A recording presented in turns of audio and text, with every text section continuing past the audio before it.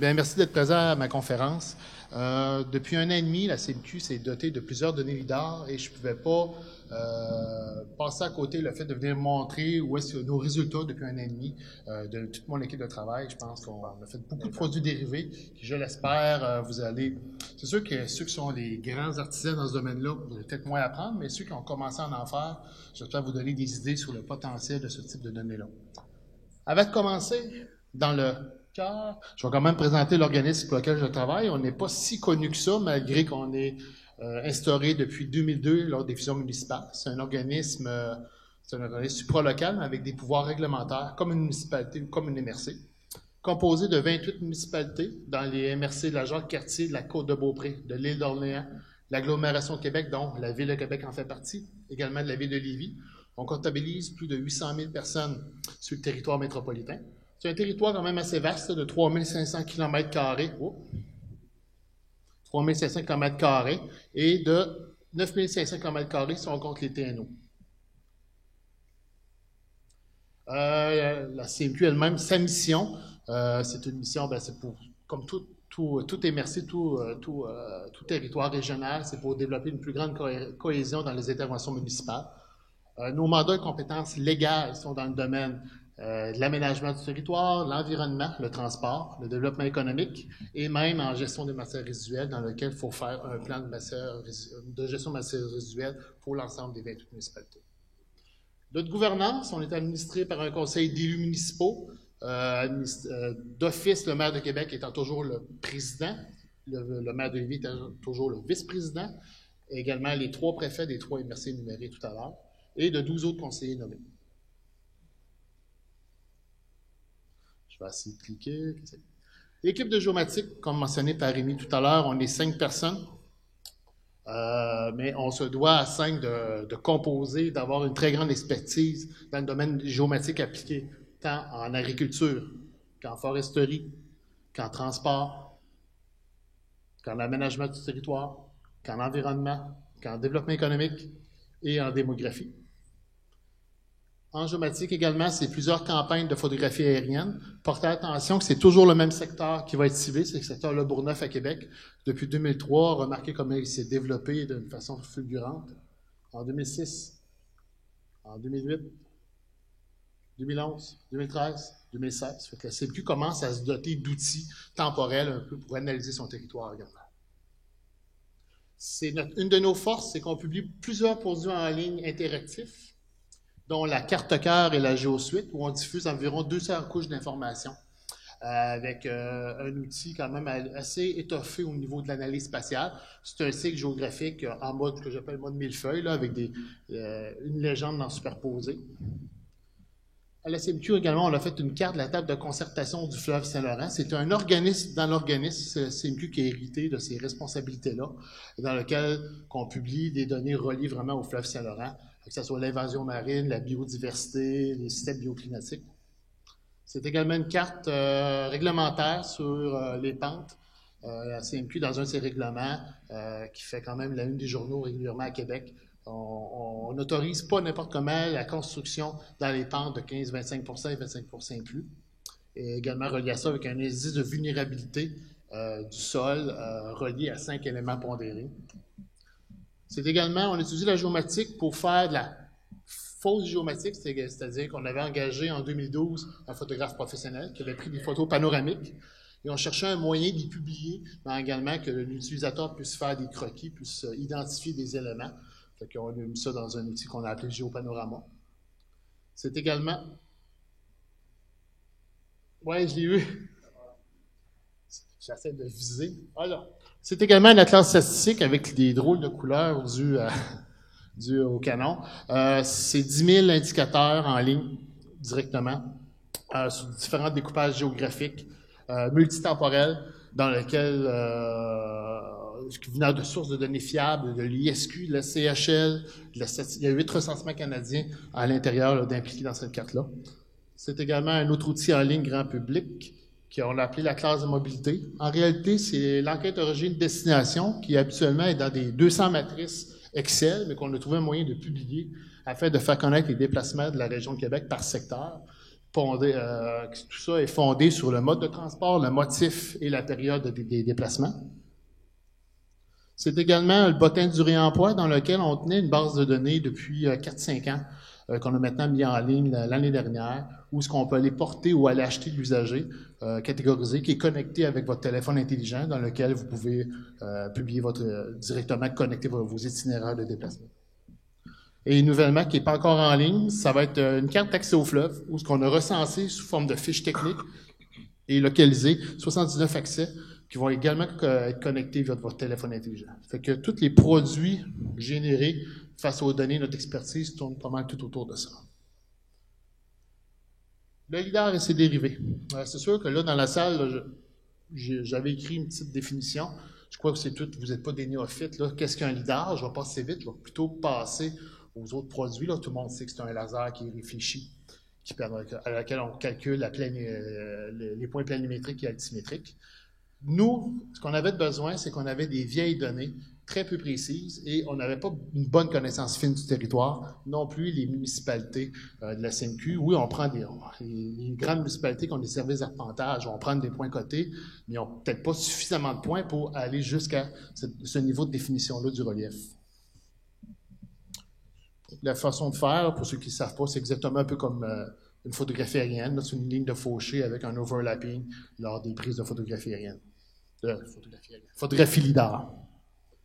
Les avantages, parce qu'avant d'acquérir toutes ces données, il a fallu que je vende le projet au niveau des élus de la CMQ. Fait que je leur avais sorti qu'on avait quand même une bonne précision. C'est un plus ou moins 25 cm en X, Y, Z. Sur un grand territoire, on a relevé plus que la CMQ, on a relevé la capitale nationale au complet, parce que maintenant, à Québec, il n'y a plus de CRE. Alors, on s'est dit, on savait qu'on allait avoir des projets subséquents, fait on a volé en partenariat beaucoup plus grand que la CMQ au complet. C'est quand même rapide. Les produits qu'on possède, c'est du 4 points au sol à 2 points au sol en mètres carrés. Cependant, en réalité, c'est du 6 à 8, 10 points au total, parce que ce qu'on fait, c'est qu'on classifie les points. Possibilité d'obtenir des relevés au sol au travers des arbres, ce que moi j'appelle la radiographie du territoire. Ça, c'était un nouveau concept là, il y a un an et demi. Les gens n'avaient jamais vu ça dans notre région. Là. Les élus, surtout les élus, ils ne pensaient pas qu'on était rendu de cette puissance-là. Mais également connaître la hauteur de n'importe quel élément. Et comme je vous mentionnais tantôt, ce qu'on possédait avant, c'était les courbes de niveau du 10 mètres. Là. Je vais vous montrer des exemples, comment on a corrigé notre myopie. Des projets en collaboration, j'ai mis 3 exemples. Si je te parle. Ça se fait pas sans frais, sans coût, par la volonté de Dieu. Il faut quand même un peu décaisser certains montants, mais quand on embarque la stratégie que j'ai optée, c'est d'embarquer avec le gouvernement du Québec ou des projets partenariaux. Le plus difficile a été le plus petit qu'on a fait avec l'INRS et le ministère de l'Environnement, parce qu'on a fait un relevé LIDAR à bordure à la marée la plus basse. À Québec, la marée la plus basse, c'est très rapide. La fenêtre de vol était de 20 minutes par segment. Fait que ça a pris plusieurs heures de vol, beaucoup plus long qu'une grande superficie, mettons, de 2000 km². Après ça, on a embarqué dans d'autres projets qui a été le départ, le vrai départ en territoire urbain, avec le ministère des Transports et le ministère des Ressources naturelles, où la CMQ a payé 30% des coûts, à laquelle on a fait participer d'autres participants de la CMQ, la Côte-de-Beaupré, la Jacques-Cartier et Bois-Châtel-Québec, pour se partager le 30% des coûts et enfin avoir une première cartographie urbaine en LIDAR. Et le dernier projet, un 14-15 000 km² qu'on vient de recevoir il y a à peu près un mois et demi qu'on a commencé à traiter, lequel la CMQ a participé à 10% des coûts. Ça, c'est la carte d'étendue du LIDAR qu'on a faite. Ici, on est à Deschambault-Grondines, Baie-Sainte-Catherine. Fait que la Ville de Québec est ici, pour ceux qui ne savent pas. La CMQ, c'est le territoire en pointillé. Fait que tout ça a été volé en LIDAR partout. C'est quand même beaucoup de données à traiter. En ce moment, on vient de terminer la partie ici. Il y a certaines analyses qui vont se faire en dehors de notre territoire, mais on a des projets régionaux, supra-régionaux qu'on a commencé à faire également. Fait que, on est en plein traitement au moment qu'on se parle. La difficulté ici des traitements, ça a été vraiment le nombre de points. Je pense qu'on a environ 100-120 milliards de points. Les dérivés du LIDAR que mon équipe a préparé, c'est bien entendu, première étape, les modèles de triangulation avec les modèles numériques de terrain, les reliefs ombrés, les fichiers des pentes, les courbes de niveau, les hauteurs de canopée, Ça ne réagit pas à la vitesse que je veux.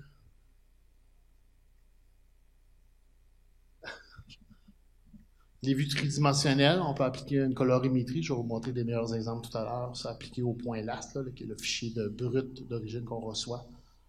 Des modèles hydriques, ça c'est une nouveauté. J'ai pas trouvé beaucoup de documentation. Ça commence là, à différents endroits à travers l'Amérique du Nord. Et les images d'intensité dans lesquelles on a eu besoin de faire quand des endroits qu'on n'avait pas de photographie aérienne. Pour ceux qui n'ont jamais vu ça, ça ressemble à ça. Quand on reçoit les points, on a la classification d'un côté, mais on a également le type de retour. Fait que tout dépendant de la classification qu'on veut faire, des fois, de retirer les autres retours enlève beaucoup de bruit dans le lidar. C'est à force de faire des tests et en lisant la documentation qu'on s'est rendu compte de ça.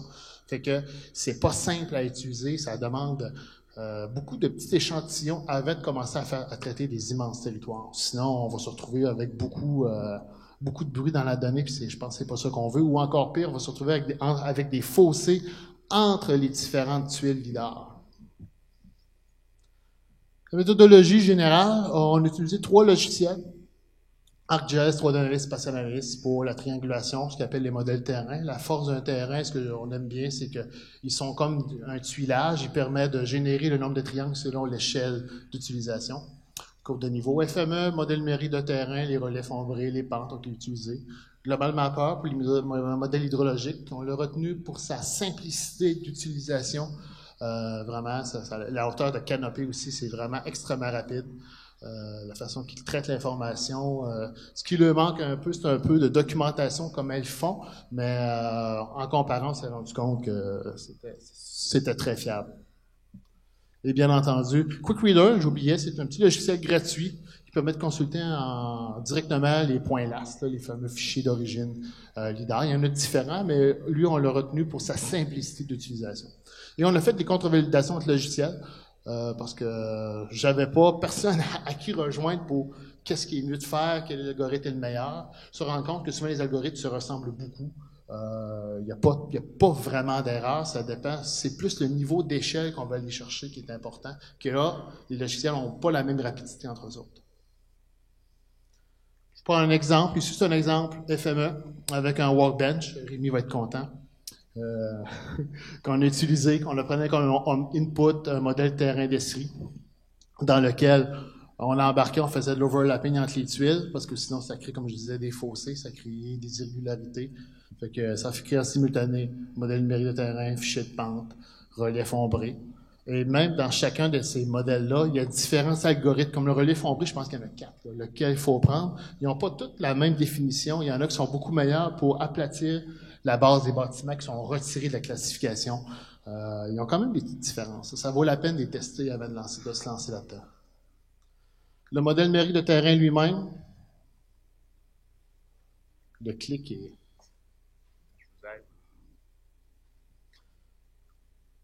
Un exemple avec Esri, avec 3D Analysis, fait qu'on retient les données classifiées au sol, fait les modèles de triangulation, fait que ça fait... ce qui est comique, c'est que la triangulation est plus vite à générer que l'affichage des points. Ça veut dire que c'est quand même assez bien monté, l'algorithme est bien fait. Et au final, on sort notre modèle numérique de terrain qui sert de base à d'autres dérivés par la suite. On l'a fait ici, c'est une vieille image, on a terminé, mais on avait fait toute cette partie-ci en modèle numérique de terrain à 50 cm. Fait que ça génère quand même... L'autre difficulté, c'est que on avait 2 choix, soit dans des mosaïques datasets ou quelqu'un qui n'a pas d'Esri, il faut sortir de ce type de fichier-là. Fait qu'on a opté pour le point build, qui n'est pas un type de fichier très, très connu, mais qui permet, qui n'a pas de limite de grosseur de fichier. Par la suite, à l'interne, on peut rendre disponible aux gens d'environnement ou à l'aménagement du territoire, faire facilement des coupes topographiques n'importe où sur le territoire. Prochaine étape, c'est de le mettre dans notre carte interactive. C'est ce même outil-là. Modèle de relief ombré, je pense que c'est le plus croustillant qu'on a sorti, parce que là, on peut aller beaucoup plus loin que juste sortir des valeurs mathématiques. Ici, on est à l'Ange Gardien. Avant, nos modèles, ça ressemblait à ça, si je suis capable de le faire.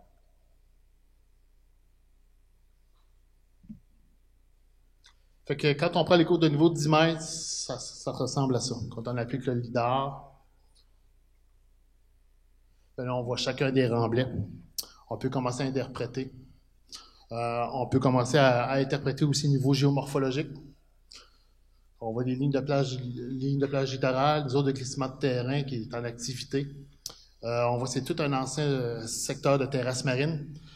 Ici, remarquez que le ruissellement, on voit clairement qu'il ne doit pas être naturel. C'est vraiment le pluvial qui sort au bout des rues.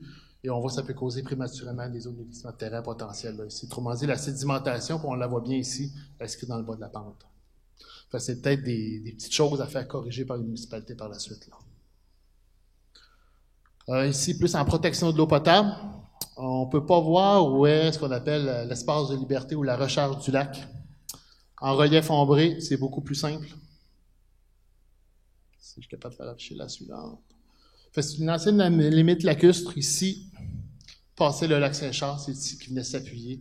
C'est tout un grand dépôt organique et dépôt lacustre. On a fait l'erreur dans les années antérieures de faire passer une voie ferrée ici, qui montait jusqu'à Stoneham. C'est sûr qu'aujourd'hui, c'est moins pire, mais c'est une prise d'eau potable. Ça alimente un quart de million de personnes le lac Saint-Charles. Fait que venir mettre des fosses septiques dans le secteur ici, avec la nappe phréatique à fleur de peau, c'est pas vraiment recommandé. Surtout que la recharge du lac se fait toute par les contreforts ici, qui descendent l'eau par ruissellement, mais également ça passe par percolation et par hydrogéomorphologie. Zone de glissement de terrain, une orthophoto, c'est tellement bien fait, souvent qu'on se dirait que le territoire est vraiment plat. On est dans un secteur sableux, un dépôt sableux, tout le secteur ici, là, on voit par le jaune. Quand on applique un relief ombré, on est dans remarquer où sont les fonds de cours des terrains. On est dans une zone de glissement de terrain extrêmement dangereuse, là. Tant que la végétation tient le sol, ça va.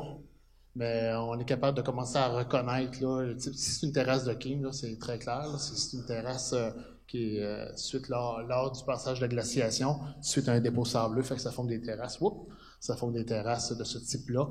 Beaucoup de ravinement qui nous permet là, de voir. Ici, on voit que c'est un peu comme le cas de l'Ange Gardien. On voit qu'il y a sûrement un exutoire pluvial ici qui s'en va directement dans la rivière. La Montmorency passe ici, qui est quand même une rivière importante à Québec. D'autres zones de glissement de terrain, probablement l'endroit le plus...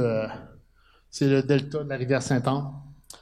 C'est un secteur de terrasse marine, probablement le territoire le plus impressionnant de la région. D'autres zones de glissement de terrain. Il y a des endroits qu'il y en a tellement qui se créent des amphithéâtres de glissement de terrain. J'aimerais ça, comme ça. Fait qu'un jour, ils sont tous en train de se rallier. C'était des zones de glissement de terrain, ils sont tous en train de se rassembler. Et on voit bien les cours arrière ici, là. Fait que ça serait bon, peut-être, d'aller avec les municipalités. Ils sont pas au courant de ce problème, je les ai avertis il y a 2 semaines.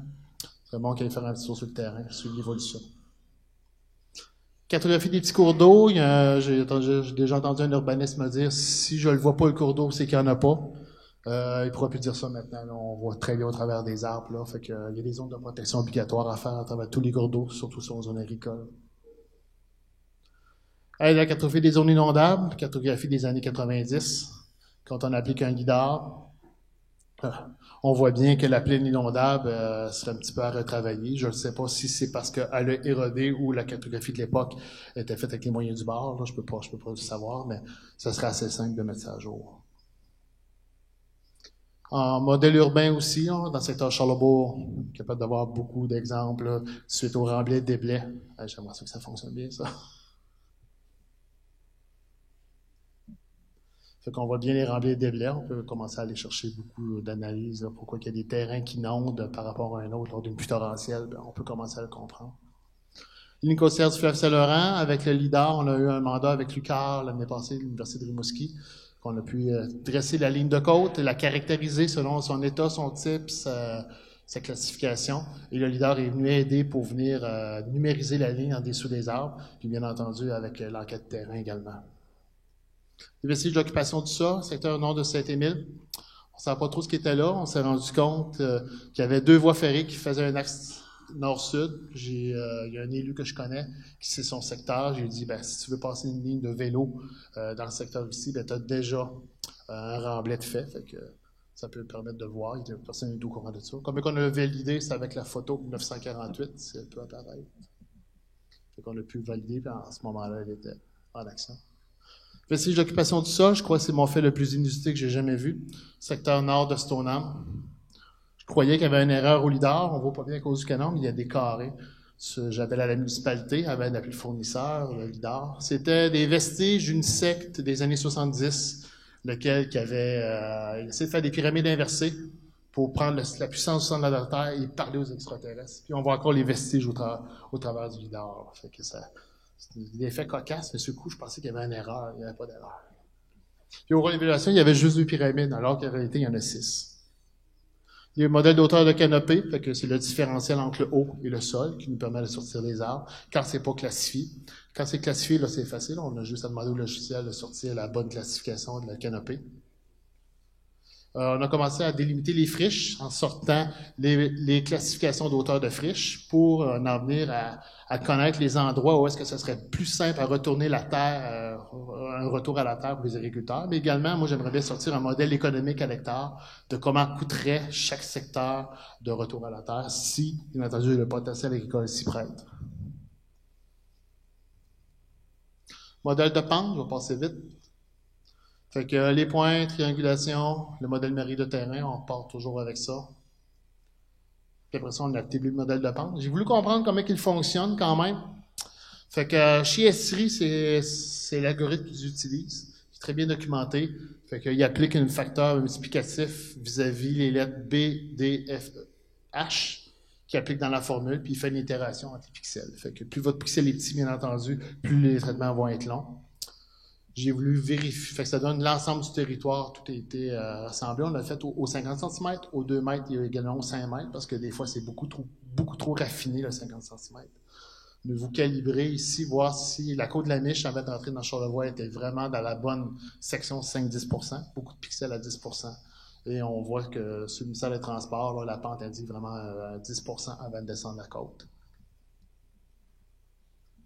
D'autres exemples, ici, c'était d'effectuer par relevé, un arpenteur par relevé à peine 50 points, juste l'étape de la triangulation. Moi, j'applique le même résultat, mais avec un lidar. On est arrivé à un autre résultat. Le carré noir était l'implantation de la maison. Fait qu'on voit qu'ici, il y avait de la pente de plus de 15%. En contrevalidant avec l'orthophoto, on se rend compte qu'il y avait vraiment un cran rocheux à cet endroit-là. Fait que peut-être qu'en absolu, c'est moins bon, mais en relatif, on ne parle pas de la même chose. Il doit y avoir à peu près 6000 points juste dans le secteur ici. L'outil d'aide à la compréhension, fait que les municipalités peuvent aller consulter, et les citoyens peuvent aller consulter dans les bassins versants de prise d'eau potable l'information des pentes directement. Ça peut les aider, je pense, à une prise de décision d'acquisition de terrain. Modèle hydrologique, on a refait la cartographie de la ligne de bassin. Fait que c'est un algorithme d'accumulation d'écoulement. C'est des petits pixels qui coulent entre eux autres. C'est plus précis que l'hydrographie standard. Ce que ça donne, ça donne des modèles de ruissellement. Ça ne veut pas dire qu'il y a toujours de l'eau qui coule, mais c'est un potentiel d'écoulement. Ça, on compare avec la BDTQ, qui date de quand même de plusieurs années, qui n'est pas bâtie sur la même précision. Nous, ça nous a permis, j'aurais aimé ça, de vraiment venir calibrer. J'ai pris le secteur, je vous dirais, le moins pire. On voit la précision. C'est pas mauvais, la BDTQ, le jaune. On va chercher une meilleure précision. Il y a des endroits, là, j'ai retrouvé des déplacements de quasiment 10 mètres. Quand on pousse les modèles hydrologiques plus loin, on peut vraiment générer ce que j'appelle des cheveux de ruissellement. Mais il y a un défi à ça, c'est pas topologique et en plus, ils ne sont pas classifiés. Si on va aller plus loin, il va falloir classifier ceux qui connaissent avec l'ordre de Strahler pour avoir vraiment une analyse d'écoulement complète. Je perds beaucoup de temps avec l'analyse de bassin versant. Moi, je ne suis pas hydrologue. Des hydrologues à l'interne, il n'y en a pas. Fait que les outils géomatiques LIDAR nous ont permis de vraiment venir comprendre. Peut-être faire la coche. Oups! C'est allé trop vite. Peut-être reculer. Fait que ça nous a permis de faire le système d'écoulement avec l'analyse par micro-bassin. Et là, on a commencé à pouvoir délimiter vraiment les bassins dont on retenait. Fait que c'était la partie nord-ouest ici qui nous intéressait. Et par la suite, de tirer la ligne avec précision de ce secteur. Il faut quand même, limite de bassin versant prise d'eau potable, peut-être plus. Python, on l'a fait l'ensemble, peut-être reculer d'un pas. On l'a fait l'ensemble des 2 prises d'eau potable en modèle de ruissellement. On a permis de venir, parce que c'est important qu'on soit précis, parce que des fois, il y a des gens qui se retrouvent dans le bassin, des fois hors bassin. Et ils ne peuvent pas construire comme ils veulent, ils ne peuvent pas mettre de piscine si en plus on couplé avec un secteur de vulnérabilité de 1 à 3, tout dépendant de l'impact que ça a. À Québec, ils ont rajouté le modèle photogrammétrique ici, à Québec, en plus de connecter au pluvial, parce qu'on est dans un secteur là, fortement urbain. Fait qu'on voit l'ancienne délimitation qui est en rouge, la nouvelle en vert. Fait qu'il y a quand même des petites différences là, qui ont été permises. Sans LIDAR, on n'aurait pas jamais pu faire ça. En zone naturelle, là. C'est pas parfait les modèles hydrologiques, il faut faire très attention. Ça demande un conditionnement hydrologique du MNT. Les fossés agricoles, souvent, ne sont pas pris en compte. Les ponceaux, le modèle arrête au ponceau, il ne comprend pas qu'il coule en dessous. Et ça implique beaucoup de corrections manuelles. Les courbes de niveau, on va passer vite. On peut faire les courbes de niveau à différentes distances de notre choix. C'est assez simple. Tous les logiciels font ça très aisément. Il suffit de prendre le temps de le faire. Là. Je sais qu'il ne me reste pas beaucoup de temps. Les images d'intensité, ça génère une image. Il y a des secteurs où on n'avait pas de carte, qu'on n'avait pas de photographie aérienne. J'ai voulu comparer avec une vraie photographie aérienne. Ça, c'est par le retour de longueur d'onde qu'on est capable, l'algorithme est capable de fonctionner. Une vraie photographie aérienne versus une image d'intensité à la même résolution spatiale. Ça nous permet de voir, là, de quantifier un peu le sol. Pourquoi c'est plus clair une photo? Bien entendu, on permet de voir les ombrages. Là, il n'y aura pas d'ombrage sur une image d'intensité parce qu'il tient compte du retour du laser. Les vues tridimensionnelles de points, on a appliqué une colorimétrie en prenant l'orthophoto. On a mis tout simplement un RGB dans le coin LAS. On a utilisé Quick Reader. Fait qu'à cette échelle-ci, on dirait une vraie photographie aérienne. Mais quand on zoome, on commence à voir apparaître. Si vous le logiciel est isométrique, là, on peut tourner autour encore. Fait qu'on voulait ici analyser un secteur où est-ce qu'il y avait un bassin de décantation. Fait qu'on était capable vraiment de comprendre sa hauteur. Le petit secteur, la chute Montmorency, qui permet de faire quand même une bonne visualisation sectorielle. Le logiciel est quand même assez puissant. Il nous permet de voir nos précisions, le nombre de points de l'échantillon dont on a retenu, la densité de points retenus pour créer le modèle. C'est quand même une information intéressante, rapidement accessible. La diffusion, on a mis en mode sécurisé. On n'est pas encore, notre gouvernance n'est pas encore prête pour diffuser grand public. Les municipalités et ont un code qui puisse aller consulter les données dérivées de tout ça. Là, on vient de terminer les Dorléans et le nord du territoire. Ils vont être ajoutés dans les prochaines semaines. C'est ce qui est l'information qu'ils peuvent consulter. Je pense l'initiative du gouvernement du Québec, une carte interactive où est-ce qu'ils ont commencé à publier les derniers dérivés du LIDAR, soit en ce moment au nord du lac Saint-Jean, au nord de Trois-Rivières, le secteur de l'Outaouais. Vous pouvez télécharger vous-même à des échelles de pixels de résolution spatiale de 2 mètres via leur carte. C'est assez simple, c'est diffusé en feuillet, un 20 millième. Fait que je voulais quand même soumettre cette initiative-là du gouvernement. Et on voit ici la planification des données dérivées du LIDAR qui vont générer pour l'ensemble du Québec. Il y a un visualisateur de nuages de points en open source qui existe. C'est le Danemark qui est le précurseur de ça. C'est quand même impressionnant. L'ensemble du Danemark a été généré en ColorPoint. Vous avez quand même un outil assez complet de grosseur, d'opacité. Vous pouvez beaucoup d'outils de mesure là, qui sont directement accessibles via leur interface sur l'adresse ici de .twin IOData Denmark.html. On voit que pratiquement l'ensemble du Danemark a été tout fait en relevé LIDAR avec colorimétrie. L'initiative de la Ville de Québec qui est très récente, ils n'ont même pas encore reçu leur point. Fait que Québec et Lévis ont fait en même temps une orthophoto de 10 cm avec un LIDAR. Un total de 1244 km², 8 points au mètre carré, mais ils ont classifié l'ensemble de tous les points. Fait que ce soit les bâtiments, la végétation moyenne, haute, basse, le sol. Fait que c'est quand même, ils devraient recevoir ça à la fin du mois d'août-septembre. À retenir, je pense que c'est la première fois que la région de Québec se dote d'un outil aussi précis sur un territoire aussi vaste pour la connaissance de son relief. Ça nous permet de voir le non visible. L'information pertinente en hydrogéologie, géomorphologie, souvent en géomatique, on arrête au résultat, mais là, il faut aller plus loin. C'est sûr, ça demande des connaissances supplémentaires, mais c'est là qu'on va pouvoir faire comprendre aux gens vraiment la compréhension du territoire. On rend ça accessible, c'est une aide additionnelle pour la prise de décision. Je remercie mon équipe avec qui je travaille. Je n'ai pas fait ça tout seul, là. Caroline, Jill, Charlotte, Steve. Et aussi beaucoup de téléphones avec, on a un géomorphologue à l'interne, mais Julien Marceau de la Ville de Québec, avec qui on a fait beaucoup de rencontres. Luc Lapointe du MRN, sans lui, tous ces partenariats-là, j'aurais pas de données, là, j'aurais pas acheté ça tout seul, là, j'aurais pas été capable. Antoine Leboeuf au ministère de la Faune et des Parcs, qui lui développe plus de lidar pour la volumétrie du bois. Chantal Quétin-Lucas pour tout le côté de la ligne littorale du fleuve Saint-Laurent. Simon Mercier, c'est lui qui m'a fait connaître l'outil du Danemark là, directement. Fait que, j'ai terminé, je sais que j'ai défoncé, j'en suis désolé.